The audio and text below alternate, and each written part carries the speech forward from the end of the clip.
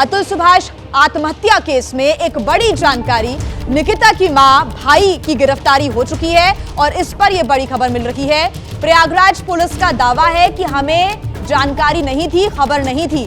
Bengaluru police ने गिरफ्तारी की जानकारी नहीं दी, यह बड़ी खबर आपको बता रहे हैं। अतुल की पत्नी निकिता सिंघानिया को भी गिरफ्तार कर लिया गया है। गुरुग्राम से गिरफ्तारी हुई है निकिता की मां और भाई को भी गिरफ्तार किया गया। प्रयागराज से निकिता के परिवार की गिरफ्तारी हुई, लेकिन यह बड़ी जानकारी कि जो पुलिस है प्रयागराज की, उनके द्वारा दावा किया जा रहा है कि उन्हें खबर नहीं दी गई, जानकारी नहीं दी गई, गिरफ्तारी की कोई भी जानकारी उनके पास नहीं दी गई बेंगलुरु पुलिस के द्वारा। आपको बता दें कि बेंगलुरु पुलिस की टीम्स बनी थी और उसके बाद बेंगलुरु पुलिस लगातार निकिता और निकिता के परिवार की तलाश कर रही थी और अब बेंगलुरु पुलिस ने गिरफ्तारी कर ली है। निकिता की मां और भाई की गिरफ्तारी भी प्रयागराज से हो गई है। लेकिन इस बीच ये बड़ा खुलासा हो रहा है कि प्रयागराज पुलिस को कोई भी जानकारी, कोई खबर इनकी गिरफ्तारी की नहीं दी गई थी। ये प्रयागराज पुलिस ने दावा किया है कि बेंगलुरु पुलिस ने गिरफ्तारी की जानकारी नहीं दी। आपको अभी तक का अपडेट हम बता दें।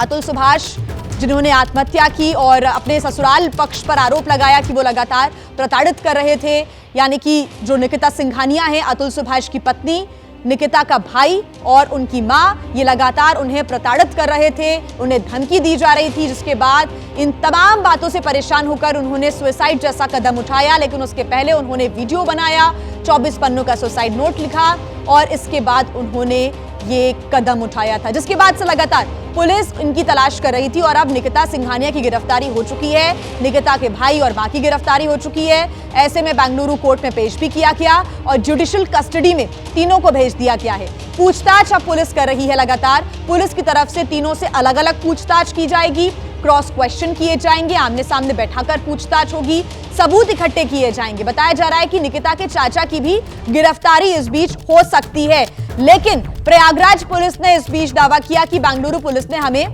गिरफ्तारी की जो जानकारी है वो नहीं दी और जो निकिता के भाई और मां की गिरफ्तारी प्रयागराज से हुई है, इसके बारे में हमसे संपर्क भी नहीं किया गया, ये प्रयागराज पुलिस का कहना है। गिरफ्तारी के लिए बेंगलुरु पुलिस ने टीम्स का गठन किया था। टीम्स अलग अलग इलाकों में जाकर तलाश कर रही थी निकिता और निकिता के परिवार की। अब जब गिरफ्तारी हो गई है, प्रयागराज पुलिस की तरफ से ये बड़ा दावा किया गया कि बेंगलुरु पुलिस ने हमसे कोई संपर्क नहीं किया, कोई जो गिरफ्तारी की जानकारी है वो साझा नहीं की गई। मोहम्मद मोइन हमारे साथ जुड़े हुए हैं ज्यादा जानकारी के साथ। मोहम्मद मोइन, प्रयागराज पुलिस की तरफ से क्या जानकारी दी गई है, क्या अपडेट? देखिए, बेंगलुरु पुलिस भले ही इस बात का दावा कर रही है कि हमने निकिता की मां निशा सिंघानिया और भाई को प्रयागराज से गिरफ्तार किया है, लेकिन प्रयागराज पुलिस का साफ तौर पर कहना है कि बेंगलुरु पुलिस ने उनसे किसी तरह का कोई संपर्क नहीं किया था और जब गिरफ्तारी की गई तो गिरफ्तारी के बाद भी प्रयागराज पुलिस को ना तो सूचना दी गई और ना ही आरोपियों को प्रयागराज के किसी पुलिस स्टेशन लाया गया। इतना ही नहीं, प्रयागराज पुलिस ने छानबीन की तो इस बात का भी पता लगा है कि प्रयागराज की किसी भी कोर्ट में इन दोनों आरोपियों को पेश नहीं किया गया। क्योंकि नियम ये होता है कि अगर आप दूसरी जगह पर किसी को गिरफ्तार करते हैं और आपको दूसरे राज्य ले जाना है तो आमतौर पर ट्रांजिट रिमांड बनवाया जाता है। वो ट्रांजिट रिमांड तब तक काम करता है जब तक वो दूसरी कोर्ट में प्रोड्यूस नहीं कर दिया जाता है। तो बेंगलुरु पुलिस भले ही ये दावा कर रही हो कि हमने प्रयागराज से गिरफ्तारी की है, लेकिन उसने प्रयागराज पुलिस से किसी तरह का कोई संपर्क नहीं किया था, प्रयागराज पुलिस की कोई मदद नहीं ली थी और गिरफ्तारी के बाद भी ना तो प्रयागराज पुलिस को सूचना दी, ना किसी पुलिस स्टेशन या कोर्ट में प्रोड्यूस किया।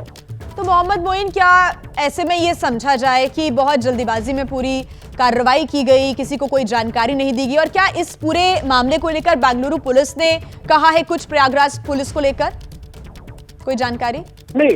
नहीं, प्रयागराज पुलिस और बेंगलुरु पुलिस में फिलहाल कोई तालमेल नहीं है, आपस में कोई कम्युनिकेशन नहीं है। ये जरूर हो सकता है कि तो कई टीमें गठित की गई थी। एक टीम लगातार जौनपुर में जो सिंघानिया परिवार का घर है वहां पर कैंप कर रही थी और जब ये जानकारी मिली है कि निशा सिंघानिया और जो दूसरे आरोपी हैं वो इलाहाबाद हाईकोर्ट में वकीलों से संपर्क कर रहे हैं, अग्रिम जमानत की अर्जी दाखिल कर रहे हैं, जो कागजी औपचारिकताएं होती है उन्हें पूरा करने के लिए प्रयागराज पहुंचे हैं, तो उसके बाद सर्विलांस की मदद से इस बात की आशंका जताई जा रही है कि सर्विलांस की मदद से उनके फोन ट्रेस किए गए होंगे और प्रयागराज में किसी जगह से उनकी गिरफ्तारी की गई होगी। लेकिन प्रयागराज पुलिस ठीक, ये तमाम बातें हैं, हालांकि और इस पूरे मामले को लेकर क्या डेवलपमेंट होता है इस पर नजर रहेगी।